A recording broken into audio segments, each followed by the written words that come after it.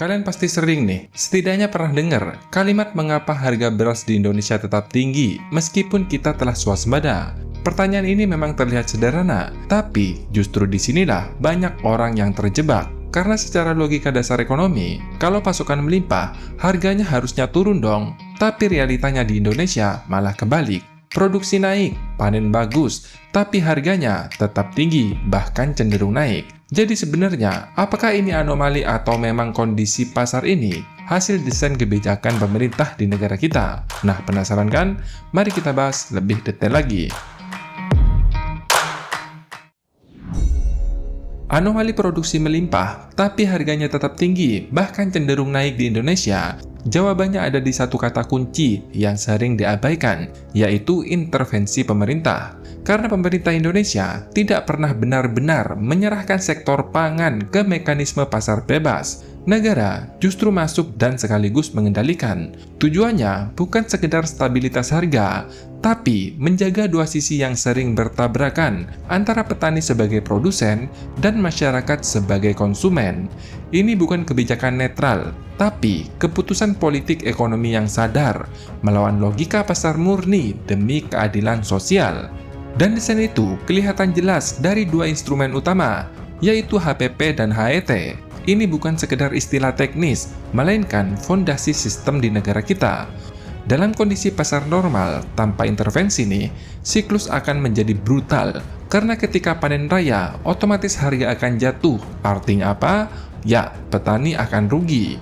Dan sebaliknya, saat masa paceklik, harga beras akan melonjak. Akibatnya, konsumen pun akan tercekik.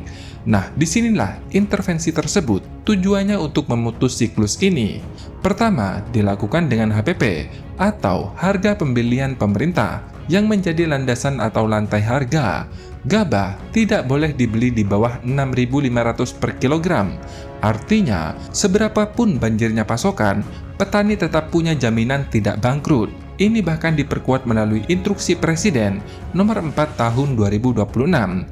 Di sisi lain, ada HET atau harga eceran tertinggi yang menjadi plafon harga. Beras medium tidak boleh dijual di atas 13.500 per kilogram di wilayah tertentu, seperti di Jawa, Lampung, Sumatera, Sumatera Selatan, Bali, NTB, dan Sulawesi Selatan.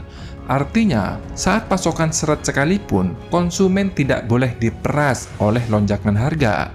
Jadi, satu kebijakan menahan harga di bawah, satu lagi ada kebijakan yang menekan dari atas.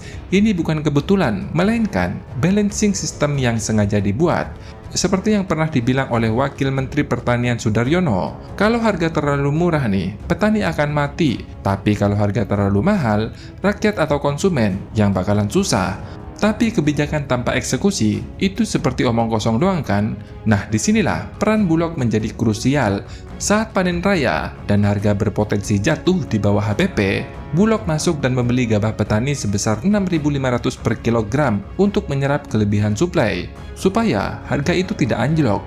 Sebaliknya, di saat paceklik dan harga mulai naik liar, Bulog mengeluarkan cadangan beras pemerintah melalui operasi pasar. Di situ suplai ditambah, harga ditekan kembali ke bawah HET. Dengan kata lain, Instruksi Presiden Nomor 4 Tahun 2026 ini bukan hanya mengatur cadangan beras pemerintah, tapi bisa dipakai untuk banyak hal, seperti stabilisasi harga, bantuan pangan, bantuan bencana, program ASN, program gizi nasional, sampai kerjasama internasional. Dan hasilnya bukan omong kosong loh, datanya ada. BPS mencatat, sepanjang tahun 2025 kemarin, secara garis besar nih, gabah tidak pernah jatuh di bawah 6.500 per kilogram. Bahkan, titik terendahnya itu 6.700, sedangkan rata-ratanya itu mencapai Rp7.000 per kilogram. Artinya, sistem ini bekerja dengan baik. Petani tidak lagi dihantui dengan harga anjlok ketika panen. Di sisi lain, stabilitas harga juga terasa saat momen kritis seperti bulan Ramadan atau Lebaran. Ketika demand biasanya melonjak nih, bahkan meledak ketika Lebaran, tidak ada kabar kenaikan beras yang ekstrim. Ditambah lagi, ada insentif seperti diskon pupuk sebesar 20% dari pemerintah yang langsung menekan biaya produksi petani. Jadi, kalau harga beras tidak turun drastis, itu bukanlah kegagalan, tapi konsekuensi dari sistem yang memang dirancang untuk melindungi petani. Nah, selain itu, di sini banyak orang yang salah paham nih. Banyak masyarakat Indonesia yang menganggap beras di negara kita itu lebih mahal dibandingkan negara lain. Padahal itu merupakan misleading. Kalau dilihat dari struktur kebijakan pemerintah, Indonesia memakai sistem harga stabil dengan jaring pengaman. Tidak ada segmentasi ekstrim antara beras subsidi dan sekaligus non-subsidi. Harganya di kisaran 14.000 hingga 17.300 per kilogram. Itu semua merupakan hasil intervensi aktif, bukan sekedar mekanisme pasar liar. Bandingkan nih dengan negara tetangga kita, misalnya nih yang paling dekat Malaysia. Dan pada kenyataannya nih, fakta di lapangan itu sangat terbatas, bahkan sering sulit didapat. Artinya, itu bukan harga pasar real.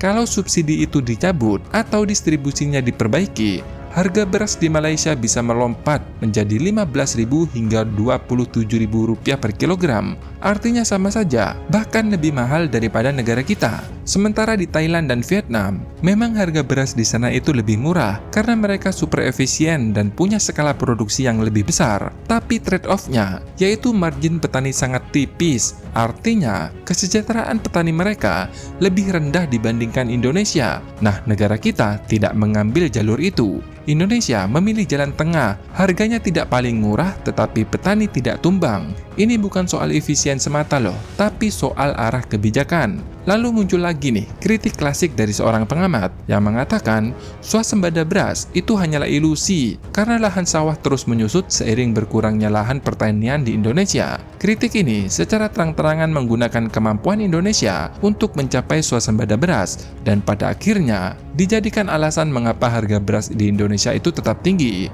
Nah, ini juga keliru loh, karena swasembada yang menentukan itu bukan cuman luas lahan, melainkan intensitas tanam. Disinilah konsep indeks pertanaman atau IP menjadi kunci. Kalau dulu, banyak lahan di negara kita bisa ditanam hanya sekali dalam setahun. Sedangkan sekarang, dengan program pompanisasi dan sekaligus program irigasi, bisa 2 hingga 3 kali dalam setahun.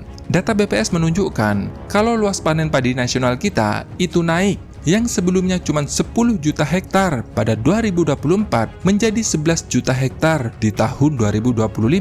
Meskipun lahan pertanian di negara kita menyusut sebesar 554.000 hektar dalam 5 tahun terakhir, inilah yang bikin negara kita itu berhenti impor beras konsumsi. Dan swasembada beras di negara kita bukan cuma klaim internal loh, tapi juga diakui oleh lembaga global seperti USDA bahkan FAO. Ini bukan ilusi statistik, tapi melainkan produksi real yang diakui internasional.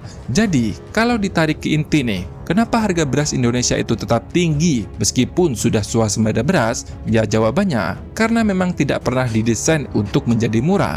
Pemerintah memilih mengatur pasar, bukan membebaskannya. HPP untuk melindungi petani, sedangkan HET untuk melindungi konsumen, dan Bulog menjadi penyeimbang saat pasokan goyah.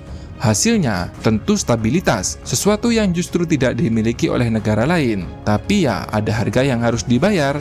Beras kita tidak mungkin bisa semurah Thailand bahkan Vietnam, tapi sistemnya juga memastikan satu hal penting, petani kita bakal tetap survive, sedangkan masyarakat tetap bisa membeli. Nah, gimana nih kalau menurut pendapat kalian? Apakah kalian setuju dengan kebijakan seperti ini? Silahkan tulis pendapat kalian di kolom komentar.